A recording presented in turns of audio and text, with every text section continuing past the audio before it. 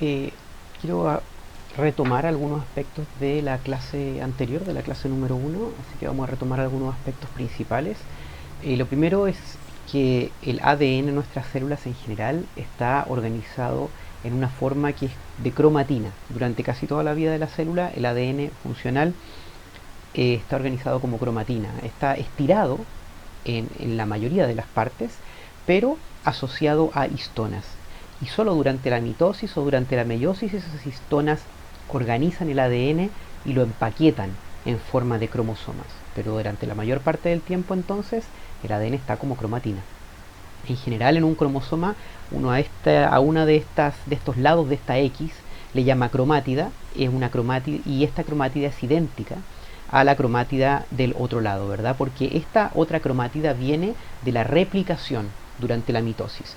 El cromosoma se empaqueta siempre cuando ya está replicado y por lo tanto uno de los brazos es una cromátida y la otra es una cromátida hermana, una cromátida idéntica.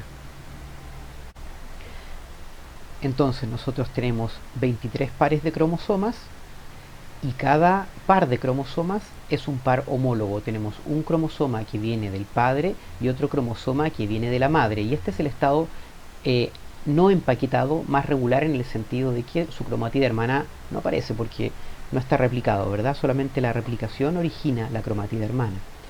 Estos pares homólogos, entonces, uno habla de algunos conceptos. Por ejemplo, locus, el concepto de locus es un concepto de posición. Así que una posición específica en un cromosoma con un nombre específico, a eso se le llama locus. Y el plural en ambos homólogos es loci. ¿Sí? Por lo tanto, para cada gen o para cada marcador en forma más genérica, tenemos nosotros siempre dos loci, ¿verdad? Y uno de esos locus es el alelo que viene del padre, por supuesto, y el otro locus es el alelo que viene de la madre. ¿Sí? Así que el alelo es la versión que viene de cada uno de los progenitores y por lo tanto para cada gen nosotros tenemos dos alelos, el que viene del padre y el que viene de la madre. En este caso, estos dos alelos son diferentes, ¿sí? Este es rojo y este es un rojo más oscuro. Así que, por lo tanto, decimos que esos dos alelos tienen haplotipos diferentes. El concepto de haplotipo es un concepto un poco genérico en general, porque no necesariamente se refiere a un alelo diferente fenotípicamente, también puede ser simplemente un nucleótido, pero también depende del texto donde uno lo lea. ¿Sí? Pero haplotipo es en el fondo el tipo de alelo, el alelo que da un color rojo o el alelo que tiene una adenina donde el otro alelo tiene una guanina, por ejemplo, ¿sí? Es un tipo de alelo.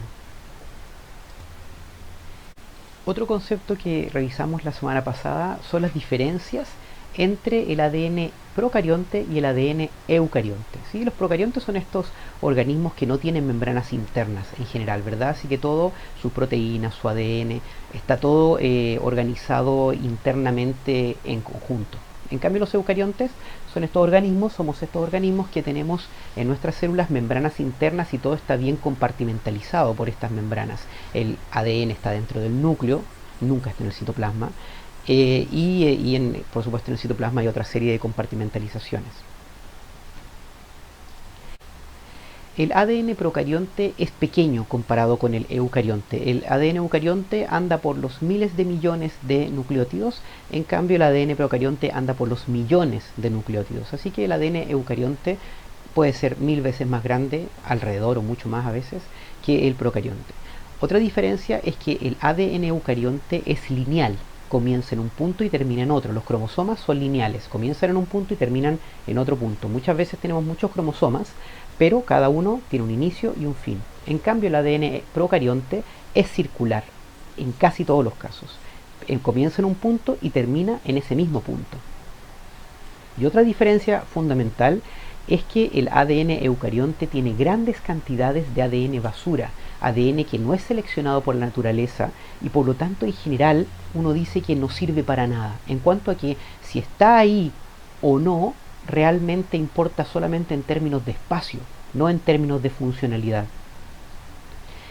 En cambio, los procariontes prácticamente no tienen ADN basura. ¿Qué quiere decir esto? En los procariontes un porcentaje muy pequeño del ADN son genes y por lo tanto hay un tremendo espacio de ADN basura entre un gen y otro.